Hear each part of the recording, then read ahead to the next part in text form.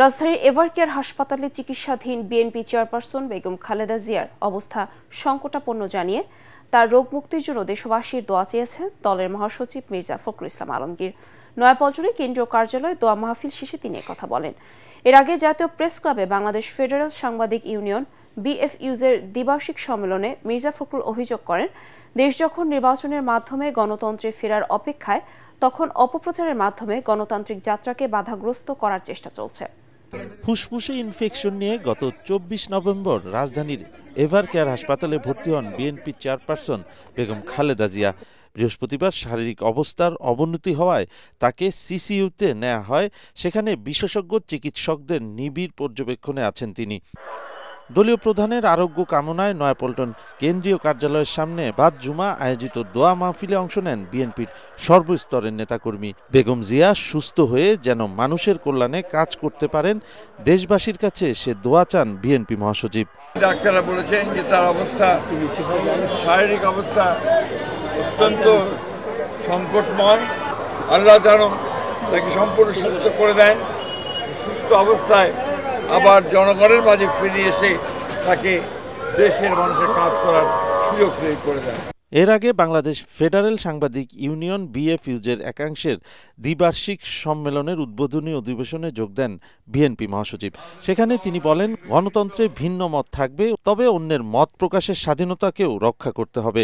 সাংবাদিকদের উদ্দেশ্যে তিনি বলেন, কোনো রাজনৈতিক দলের লেজুর বৃত্তির মাধ্যমে সমস্যার সমাধান হয় না। যে সময়টার জন্য গোটা জাতি অপেক্ষা করে আছে যে আগামী ফেব্রুয়ারি মাসে একটি নির্বাচনের মধ্য দিয়ে একটা গণতান্ত্রিক ব্যবস্থায় আমরা ফিরে যেতে সক্ষম। আমরা সবাই এটা চাই। যে একই সঙ্গে আমাদের মনে রাখতে হবে যে আমরা গণতন্ত্রে ফিরে যেতে চাইলে অপরের যে মত প্রকাশের স্বাধীনতা, সেটাকে আমাদের একই সঙ্গে মূল্য দিতে হবে। একটা নৈরাজ্য সৃষ্টি করবার চেষ্টা চলছে, মব ভায়োলেন্স তৈরি করা হচ্ছে, মানুষের বিরুদ্ধে মিথ্যা প্রচারণা করা হচ্ছে, যা নিঃসন্দেহে আমাদের গণতান্ত্রিক যে যাত্রা, সেই যাত্রাতে কিন্তু আমরা বাধাগ্রস্ত হচ্ছি।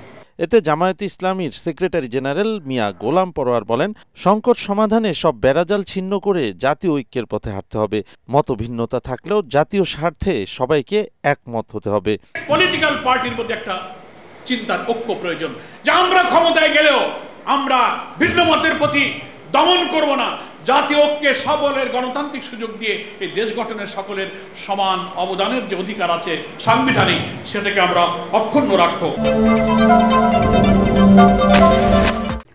এদিকে বিএনপি চেয়ারপারসন বেগম খালেদা জিয়ার দ্রুত আরোগ্য কামনা করে সারা দেশে দোয়া মাহফিল অনুষ্ঠিত হয়েছে।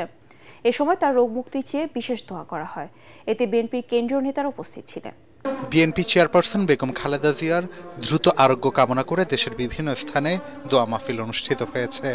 বগুড়ায় বাদ জুম্মা স্টেশন রোডের বায়তুর রহমান সেন্ট্রাল মসজিদে দোয়া মাহফিলে বিএনপি চেয়ারপারসনের উপদেষ্টা অ্যাডভোকেট এ.কে.এম. মাহবুবুর রহমান, সাবেক সংসদ সদস্য হিলালুজ্জামান তালুকদার লালু, জেলা বিএনপির সভাপতি রেজাউল করিম বাদশাহ ও সাবেক সভাপতি ভিপি সাইফুল ইসলাম অন্যান্যের মধ্যে উপস্থিত ছিলেন।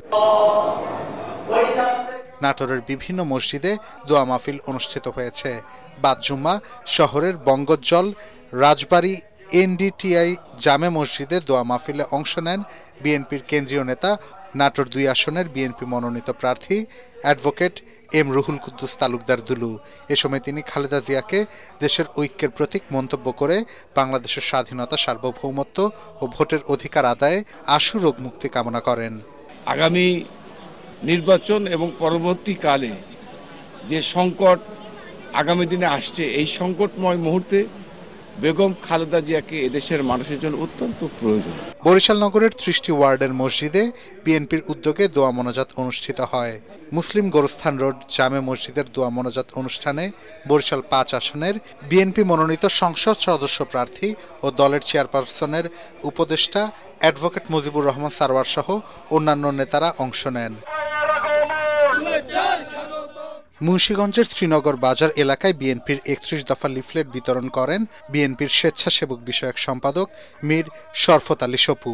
পরে বাদ জুম্মা বিএনপি চেয়ারপারসন বেগম খালেদা জিয়ার রোগ মুক্তি ও দীর্ঘায়ু কামনায় বিশেষ দোয়া ও মোনাজাত করা হয়। খালেদা জিয়া অসুস্থ থাকলে বাংলাদেশ অসুস্থ হয়ে যায়, কারণ খালেদা জিয়া সুস্থ থাকলে বাংলাদেশ সুস্থ থাকে। সাভারের আমিনবাজার কেন্দ্রীয় জামে মসজিদে দোয়া মাহফিলে বিএনপি চেয়ারপারসনের উপদেষ্টা আমানুল্লাহ আমান সহ স্থানীয় নেতাকর্মীরা অংশ নেন। এ সময় বেগম খালেদা জিয়ার রোগ মুক্তি কামনা করে বিশেষ দোয়া করা হয়। সকলেই অন্তর থেকে দোয়া করব আল্লাহ পাক। মাদারীপুরের শিবচরে দোয়া ও মিলাদ মাহফিল অনুষ্ঠিত হয়েছে। বাদ জুম্মা মাদারীপুর 1 আসনের সাবেক সংসদ সদস্য ত্রয়োদশ সংসদ নির্বাচনে বিএনপির মনোনয়ন প্রত্যাশী নাভিলা চৌধুরী আয়োজিত অনুষ্ঠানে সর্বস্তরের নেতাকর্মীরা অংশ নেন।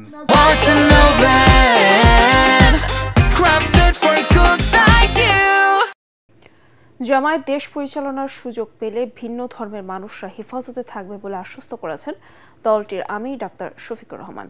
রাজধানীর ভাসানটেকে দলীয় প্রার্থীর পক্ষে সমাবেশে তিনি বলেন, আগামী নির্বাচনে ভিন্ন ধর্মাবলম্বীদের মধ্য থেকেও প্রার্থী দেবে জামায়াত।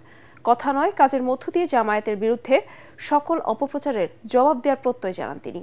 ঢাকা 17 আসনে জামায়াতের প্রার্থীর পক্ষে আয়োজিত যুব ছাত্র নাগরিক গণসমাবেশে দলের আমির ডাক্তার শফিকুর রহমান বলেন, তারুণ্যের বাংলাদেশ গড়তে এবার তরুণ প্রার্থীদের মনোনয়ন দেওয়ার বিষয়ে জোর দেওয়া হয়েছে।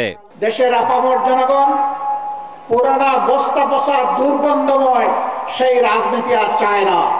আমাদের অঙ্গীকার আগামীর বাংলাদেশ তরুণদের বাংলাদেশ। তরুণদের সেই স্বপ্ন পূরণের জন্য আমাদের যারা নমিনি তাদের ৬২% হচ্ছেন তরুণ। বাংলাদেশ পরিচালনার দায়িত্বে যায় অথবা না যায়, দুর্নীতির বিরুদ্ধে আমাদের যুদ্ধ চলবে, চাঁদাবাজদের বিরুদ্ধে আমাদের প্রতিবাদ এবং যুদ্ধ অব্যাহত থাকবে। কেউ আমাদেরকে থামাতে পারবে না। দুঃশাসন, অপশাসন, অবিচার এর বিরুদ্ধেও আমাদের লড়াই অব্যাহত থাকবে। তিনি আরো বলেন, সবাইকে সাথে নিয়ে দেশ গড়তে চায় জামাতে ইসলামী, যেখানে ভিন্ন ধর্মের মানুষ সুরক্ষিত থাকবে।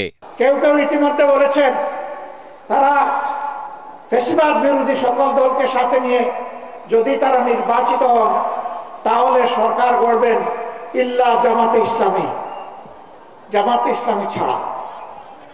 আমরা তাদেরকে বিনয়ের সাথে বলবো, জনগণ যদি মহান আল্লাহর ইচ্ছায় আমাদেরকে নির্বাচিত করে, ইনশাল্লাহ আমরা আপনাদেরকেও বাদ দিব না, সবাইকে সাথে নিয়ে আমরা দেশ গড়ব ইনশাল্লাহ। ধর্মীয় বিশ্বাস ধারণ করা প্রত্যেক নাগরিকের নিজস্ব ব্যাপার। তারা ইনশাল্লাহ বাংলাদেশে নিরাপদ থাকবেন, যে বাংলাদেশ আল্লাহ যদি আমাদেরকে পরিচালনার তৌফিক দেন। এবং আগামী নির্বাচনে জামাতে ইসলামীর হয়েও তাদের কেউ কেউ ইনশাল্লাহ সংসদ সদস্য পদে লড়াই করবেন। আগামী ফেব্রুয়ারির নির্বাচনে জনগণ যাদের নির্বাচিত করবে তাদের গ্রহণ করতে জামাত প্রস্তুত বলেও জানান শফিকুর রহমান।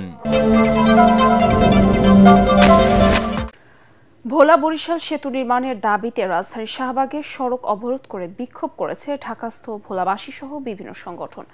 এতে বন্ধ হয়ে যায় যানবাহন চলাচল।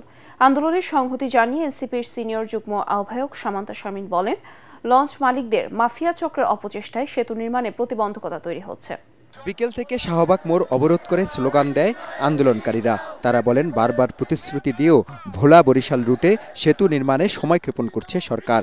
এবার দাবি মেনে নেওয়া না হলে প্রধান উপদেষ্টা সরকারি বাসভবন যমুনা অভিমুখে লং মার্চ করার হুঁশিয়ারি দেন আন্দোলনকারীরা। সেতুর কাজ যদি শুরু না করা হয়, আমরা ঢাকা সহ বাংলাদেশের গুরুত্বপূর্ণ জায়গা অবরোধ করে বন্ধ করে জীবন লাগলে জীবন নাও, বিনিময়ে সেতু দাও। সুপারি লাগলে সুপারি নাও, বিনিময়ে সেতু দাও। আমার গ্যাস তুমি নাও, বিনিময়ে কি দাও? দাবি মোদের একটাই, ভোলা বরিশাল সেতু চাই। লাশ লাগলে লাশ নেন, ভোলা বরিশাল সেতু দেন। পদ্মা সেতুর সরাসরি সুফল পাচ্ছে বরিশাল বিভাগের 5টি জেলা। তবে দেশের একমাত্র দ্বীপ জেলা ভোলা ও বরিশাল জেলা দ্বীপ উপজেলা মেহেন্দিগঞ্জ এর সুফল বঞ্চিত। সাগরপাড়ের জেলা ভোলার সাথে বরিশালের সেতু নির্মিত হলে একদিকে যেমন সড়কপথে ঢাকার সাথে যোগাযোগ স্থাপিত হবে, অন্যদিকে ভোলার গ্যাস পাবে পুরো দেশের মানুষ। আমাদের একটা মা বোন অসুস্থ হয়ে যায়, একটা ভাই ভাই অসুস্থ হয়ে, বাবা অসুস্থ হয়ে যায়, তারা লঞ্চে আনার সময় তারা মৃত্যুবরণ করে। 22 লক্ষ ভোলাবাসীর প্রাণের দাবি, মনের দাবি, ইচ্ছার দাবি। আমাদের লাগলে গ্যাস লাগলে গ্যাস নেন, ভোলাবাসী সেতু দেন। সেতু সেতু সেতু চাই, ভোলাবাসী সেতু চাই। আন্দোলনকারীরা পুলিশের ব্যারিকেড ভেঙে যমুনার দিকে যাত্রার চেষ্টা করে। এ সময় শাহবাগে যান এনসিপির সিনিয়র যুগ্ম আহ্বায়ক সামান্তা শারমিন। বলেন, সংঘর্ষে জড়িয়ে সেতু পাওয়া যাবে না। ভোলার সন্তান হিসেবে নিয়মতান্ত্রিক আন্দোলনের মাধ্যমে দাবি আদায়ের পক্ষে তিনি। ভোলা ভোলার যে ইন্টারনাল রাজনীতি এটা বোঝাটা খুব জরুরি। ওখানে ঘাট আছে, এই যে ঘাট এবং হচ্ছে লঞ্চের মালিক সমিতি এবং এই কেন্দ্রিক একটা বড় মাফিয়া সন্ত্রাসী গোষ্ঠী গড়ে উঠেছে, ভোলার রাজনীতিকে নিয়ন্ত্রণ করছে।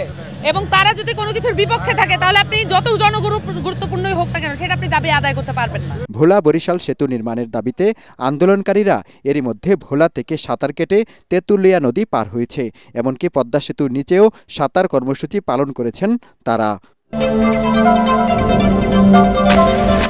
শীতের প্রভাব পড়তে শুরু করেছে রাজধানীর বাজারে। সরবরাহ বাড়ায় কমতে শুরু করেছে সব ধরনের সবজির দাম। সপ্তাহের ব্যবধানে কেজিতে 20 থেকে 30 টাকা পর্যন্ত কমেছে ফুলকপি, বাঁধাকপি, শিম, শালগম ও বেগুনের মূল্য। দাম কমার তালিকায় রয়েছে কাঁচামরিচও। তবে 120 থেকে 150 টাকা দরে বিক্রি হচ্ছে নতুন আলু। দাম চড়া সব ধরনের মাছের। বাজারে বেড়েছে শীতের আগাম সবজির সরবরাহ। থরে থরে সাজানো ফুলকপি, বাঁধাকপি, সিম, শালগম সহ শীতকালীন সবজি সরবরাহ বাড়ায় কমতে শুরু করেছে সবজির দাম। 60 থেকে 80 টাকার মধ্যে মিলছে অধিকাংশ সবজি। সাদা সিমটা আমরা বিক্রি করছি পরশু দিন 100-120 টাকা করে, আজ যে বিক্রি করছে 80 টাকা করে কেজি, ধরেন 20 টাকা করে কমছে। এই সিমটা নতুন বার হয়েছে, এটা আবার 20 টাকা বাড়তি। মূলা ধরেন 50-60, দুদিন আগে মূলা আসলে 70-80 টাকা করে, 50-60 টাকা বিক্রি হতে আছে। বটবটি ধরেন 140 টাকা করে পরশু বিক্রি হচ্ছে, আজ যে বিক্রি হচ্ছে আমরা 120 টাকা করে। সবজির দাম কমায় কিছুটা স্বস্তিতে ক্রেতারা। দাবি জানান নিয়মিত বাজার মনিটরিং এর।